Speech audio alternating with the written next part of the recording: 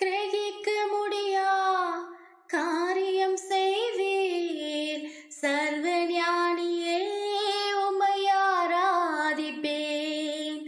என் தேவன் எனக்காய் ஏதாகிலும் செய்திடுவார் என்றாகிலும் என்னை மறந்தது உண்டா? என் தேவன் எனக்காய் ஏதாகிலும் செய்திடுவார் என்றாகிலும் என்னை மறந்தது உண்டா? உங்களுடைய வாழ்க்கையில கேள்வி நிறைஞ்ச வாழ்க்கையா வாழ்ந்துட்டு இருக்கீங்களா? இந்த காரியத்துக்கு நீ என்ன பண்ண போற? இந்த விஷயம் இப்படி இருக்கே, இதுக்கு நீ என்ன பண்ண போற? நாளைக்கு நீ என்ன பண்ண போற? இந்த காரியத்துல, இந்த கடன் பிரச்சனையில நீ என்ன பண்ண போற? இப்படியான கேள்வி நிறைஞ்ச வாழ்க்கை நீங்க வாழ்ந்துட்டு இருக்கீங்களா? கவலையே படாதீங்க. மரித்தோரை எழச் செய்வது ஏசப்பாவுக்கு சாதாரணமான விஷயம் அப்படின்னா, உங்களுடைய வாழ்க்கையில ஒரு அதிசயத்தை செய்வது அவருக்கு மாத்திரங்க. அதனால ஒரு நிச்சய விசுவாசத்தோட காத்துருங்க. உங்ககிட்ட கேள்வி கேட்கிறவங்கள்ட்ட சொல்லுங்க, என் தேவன் என் ஏசப்பா எனக்காக ஏதாவது நிச்சயமா செய்திருவார் அப்படின்னு சொல்லுங்க.